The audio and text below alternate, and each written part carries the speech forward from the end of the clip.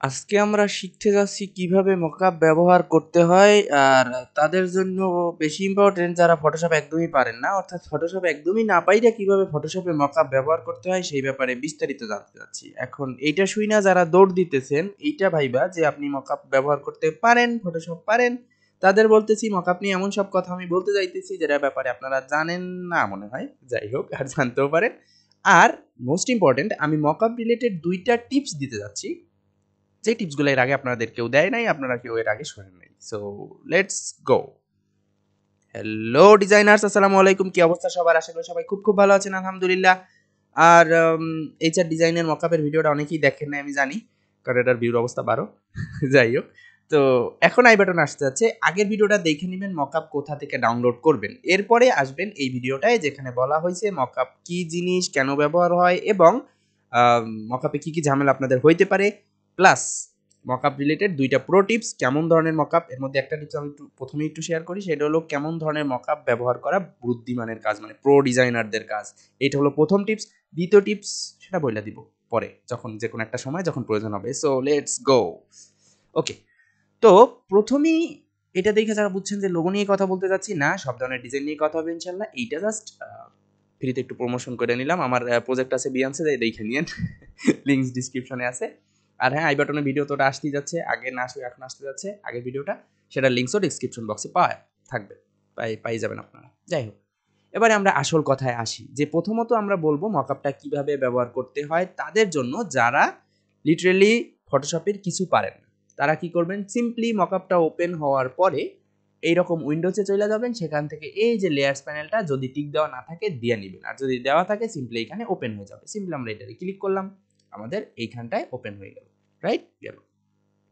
এবারে আমরা প্রথম এক ধরনের মকআপ আমরা পাবো, একেবারে সিম্পল, কোনো ঝামেলা নাই। আপনার এইখানটায় উপরে লেখা থাকবে ইউর লোগো হেয়ার।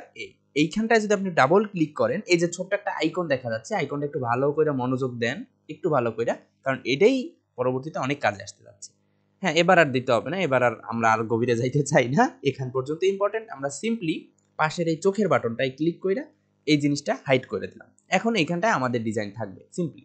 তো আমরা কি করব, মকআপটা ব্যবহারের জন্য আমরা এইখানটা এটা একটু মিনিমাইজ করলাম, করে আমাদের ইলাস্ট্রেটরের ডিজাইনটা ছিল, আমরা আমাদের এই জিনিসটাকে নিয়ে আসলাম। কীভাবে মকআপ ব্যবহার করে দেখেন, এইখানটায় আমরা এটা আনার পরে কন্ট্রোল সি দিয়ে কপি করলাম, অথবা এখান দিয়েও কপি করতে পারেন, যে যেভাবে কপি করার ইচ্ছা।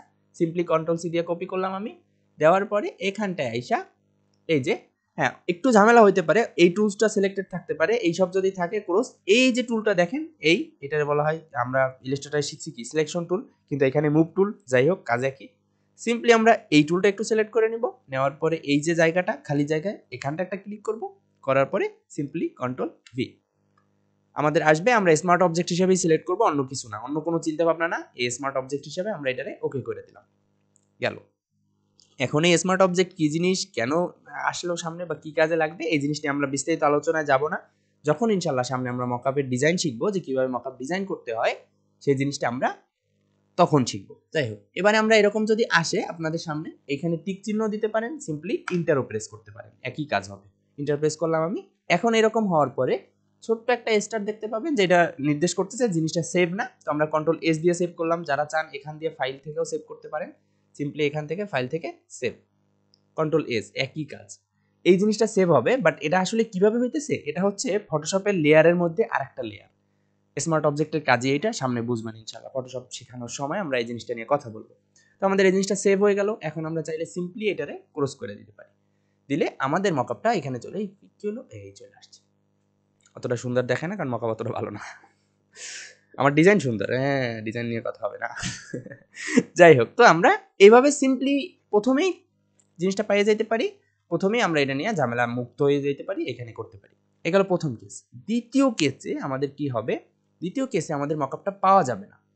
তখন আমাদের কি করতে হবে, আমরা যদি এখানটা একটু দেখি, মকআপটা আমি আগে নিয়ে একটু নাড়াচাড়া করার কারণে এইখানে এরকম হয়ে আছে, এটা প্রথম যেভাবে ছিল আমি সেইভাবে একটু কইরা দেই, আমি এইখানটায় তাদের দিয়া দেই, এই যে গেল। এখানে কথা আমি এখনই বলবো, সে একটু আসুক।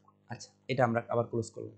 তো হ্যাঁ, এবারে যে মকআপটা আমি নিয়েছি, সেই মকআপটার কাহিনীটা একটু ভিন্ন। সেটা হলো, প্রথমবার কিন্তু আমরা সামনেই তারে পাইয়ে গেছিলাম, যে হ্যাঁ একেবারে সামনে লেখা ছিল এইখানটাই করে দাও। দ্বিতীয়বারে আমরা তারে পাচ্ছি না, মানে তার সামনে, আমাদের সামনেই সে আসে নাই। তখন আমরা কি করব, এই যে চোখের পাশে যে ছোট্ট একটা বাটন মানে এটা তীর অ্যারো, সেই অ্যারোটার উপর ক্লিক করব, করলে এরকম ফোল্ডারগুলো খুইলা আসবে। সেইখানটায় আমরা এরকম একটা জিনিস পাই যাব যেখানে লেখা থাকবে ইউর ইমেজ হেয়ার। এই কথাটা লেখা থাকলে সিম্পলি আমরা সেইখানটায় পাবো। এখন এই ইউজিমের মানে ইউর ইমেজ হেয়ার কথাটার অনেক সময় নাও থাকতে পারে, বেশি অনেক মকআপই থাকে, আবার অনেকটাই থাকে না। যদি না থাকে এটা নিয়ে আমরা মাথা সিম্পলি ঘামাবো না, থাকলে ভালো, না থাকলে আমরা কি করব, এই যে আইকনটা, এটা একটু মনোযোগ দিয়ে দেখে রাখেন, এই আইকনটার এইটার উপরে আমরা এই যে এই আইকনটার উপরেই, কিন্তু অন্য কোথাও না, এই আইকনটার উপরেই ডাবল ক্লিক আমরা করব, যেটা আমরা আগেও করছিলাম, প্রত্যেকবারই সেম কাজ, অর্থাৎ আইকনটার উপরে ডাবল ক্লিক করতে হবে। আসবো, আসার পরে তাদের ডিজাইনটা হাইড করে দিব, আমাদের যে ডিজাইনটা আমাদের দরকার সেটা সিম্পলি আমরা এখানটায় এভাবে, আমরা যদি চাই এখন আমাদের এখানে এটা বসাই দিতে পারি, কন্ট্রোল ভি দিয়ে আমাদের যেটা কপি ছিল আমরা সিম্পলি সেটারে এখানে বসাই দিতে পারি। তারপর বাকি ইলাস্ট্রেটরের নিয়ম বড় ছোট যা করতে হয় সেটা আমরা ইলাস্ট্রেটরের নিয়মে যেভাবে করছি সিম্পল, আমাদের ডিজাইন এইখানে শো হওয়া শুরু করবে। রাইট, গেল, এই গেল দ্বিতীয় কেস, অর্থাৎ আমাদের সামনেই আসবে না, একটু দূরে থাকবে, গেল দ্বিতীয় ব্যাপারটা। তৃতীয় যে ব্যাপারটা সেটা হলো মকআপে যদি আমাদের আসে এরকম, তৃতীয় যে কেসটা নিয়ে আমি কথা বলতেছি সেটা হলো শর্টকাট টাইপের থাকতে পারে, অর্থাৎ আমাদের এইখানটায় আমরা যেগুলো দেখলাম সেটা হচ্ছে মেইন ডিজাইনেই কিন্তু আমাদের নিয়ে আসছে, অর্থাৎ এই একটাই ডিজাইন আমাদের এই ডাবল ক্লিক করার মাধ্যমে মেইন ডিজাইনের পেজে নিয়ে যাচ্ছে, অর্থাৎ এখানে আর কোনো ঝামেলা নেই, একটাই লেয়ার।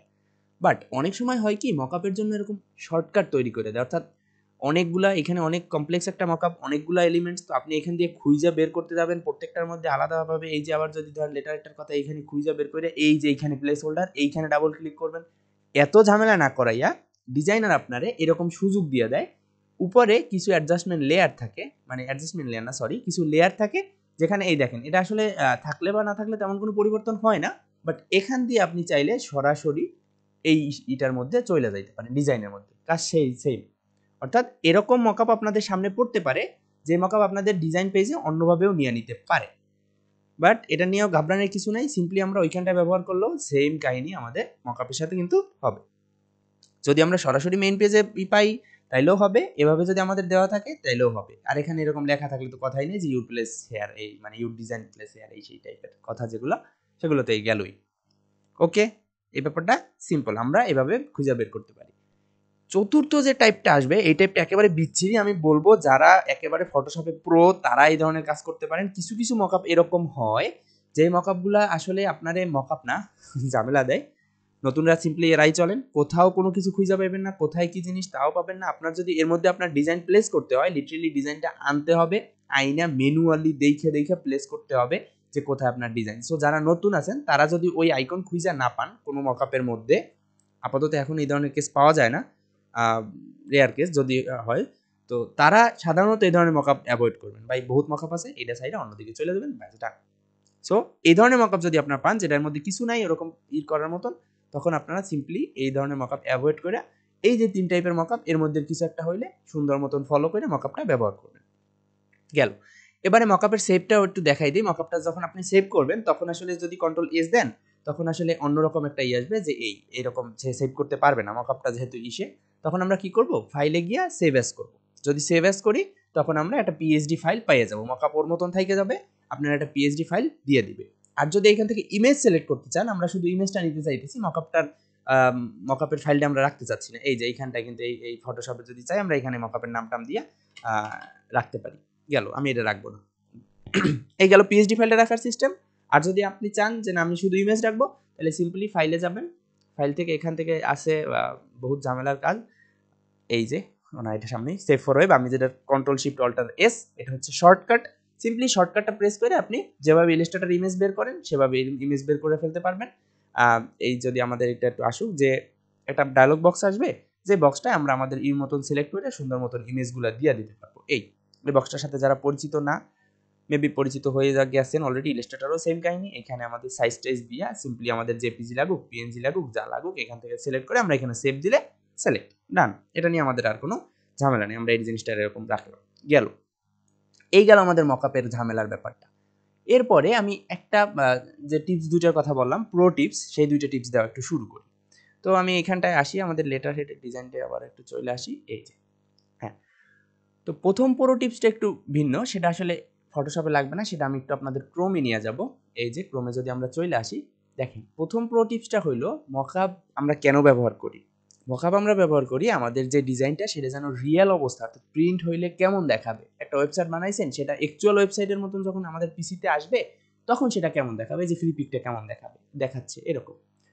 তো এমন যদি আমরা মকআপ ব্যবহার করি, যে মকআপগুলো মনে করেন কোনো নাই, এমনিতে এই যে দেওয়ালের উপরে এখানে লোগো দাও, তুমি 3D একটা ইফেক্ট চলে আসবে, এই ধরনের মকআপই বেশি সাধারণত কম দামি কাজগুলো এই ধরনের মকআপ ইউজ করে। বাট যদি আপনি ইথিক্যাল ক্লায়েন্ট ধরতে চান, বড় এলিগেন্ট কোম্পানি, তখন কিন্তু এই ধরনের মকআপ একদমই চলবে না।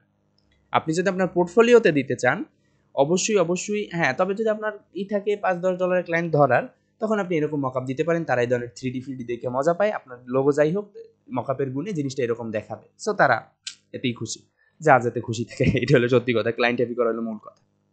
বাট আপনি যদি অথেন্টিক কিছু বানাইতে চান, আমার বিহান্সের পোর্টফোলিওটা অবশ্যই একটু ঘুরে দেখবেন, ওইখানে আমি কিভাবে কাজ করছি এগুলো একটু ফলো করবেন।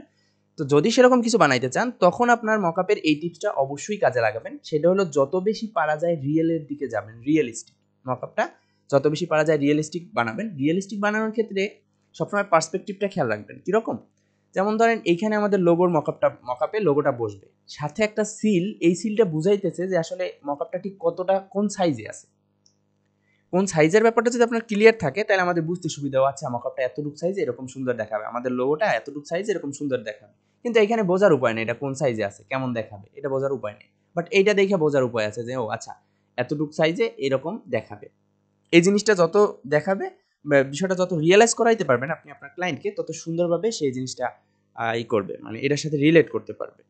সো এটা আসলে ডিজাইন যতটা না সচেতন মনের, তার চাইতে বেশি, অনেক বেশি অবচেতন মনে আমাদের আঘাত করে, মানে আঘাত করে বলতে সুরসুরি দেয়। আমরা অবচেতন মন দিয়ে ডিজাইনের বেশি নেই, অনুভব বেশি করে ডিজাইন। সো আমাদের এই জিনিসটা একটু খেয়াল রাখবেন, যেন রিয়েলিস্টিক মকআপ ব্যবহারের চেষ্টা করবেন, এই ধরনের মকআপ না। আর একটা কথা, মকআপে যত বেশি হিউম্যান বা প্রাণী টাইপের, অর্থাৎ এমন একটা কিছু যেটা প্রাণী, এই টাইপের যদি কিছু ব্যবহার করতে পারেন, তখন আসলে মকআপটা অনেক বেশি এপিয়ালিং হয়ে যায়। মানুষ এই যে যেমন ধরেন আপনার সামনে এরকম একটা ট্যাগ ধরলে আপনি বিষয়টা বুঝতে পারবেন। এরকম একটা মকআপ যদি লেটারের বের হয়, এরকম একটা মকআপ যদি আসে বিজনেস কার্ডের এরকম, তখন আপনি ইজিলি বুঝতে পারবেন যে আচ্ছা তাহলে এই সাইজের। মানুষের অবচেতন মনে এই জিনিসটা আপনার বেশি অ্যাপিলিং হবে, যাতে আপনার ডিজাইনটা তাদের কাছে বেশি সুন্দর লাগবে, বেশি তারা এটার সাথে বেশি রিলেট করতে পারবে আর কি। যাই হোক, তো আপনারা মকআপ ব্যবহারের সময় অবশ্যই বেশি চেষ্টা করবেন রিয়েলিস্টিক রাখার। আর যদি বেস্ট, এর চাইতেও বেস্ট হয়ে হচ্ছে মানুষ বা কোনো কিছুর সাথে রিলেট করে দেওয়া, জ্যান্ত কিছুর সাথে, যাতে মানুষ এটার সাথে বেশি সহজে রিলেট করতে পারে। এই গেল মকআপের প্রথম টিপস। দ্বিতীয় যে টিপসটা, সেটা একটা মানে বাদর বুদ্ধি, মানে খুবই শয়তানি একটা বুদ্ধি। সেটা হলো আমরা সিম্পল এইখানটা আমরা একটা ফ্লায়ার ডিজাইন করলাম, সাপোজ এটা আমাদের একটা ফ্লায়ার। এখন এই ফ্লায়ারটা আমি ডিজাইন করছি কিসে, লেটার সাইজে। এখন আমি এটা পুরোটাই নিয়ে আপনাদের একটু দেখাবো। সিম্পলি আমরা এই জিনিসটার কপি করে নিয়ে নিলাম। কপি করে নেওয়ার পরে আমাদের এই যে এখানটায় আমরা যদি একটু যাই, ফটোশপটা আসো, সে আসলে দুষ্টমি করবে, দুষ্টমি করে নাই, যাই হোক এটা ভালো। তো আমরা যদি ডিজাইনটা এখানে পেস্ট করি, সিম্পলি কন্ট্রোল ভি দিয়ে আমরা পেস্ট করলাম। এখন আমাদের দেখেন ওইখানে ডিজাইনটার সাইজ কেমন ছিল, এইখানে এসে কি হয়েছে, এইখানে এই জায়গাটুকুর কিন্তু এটা ভরে নেই।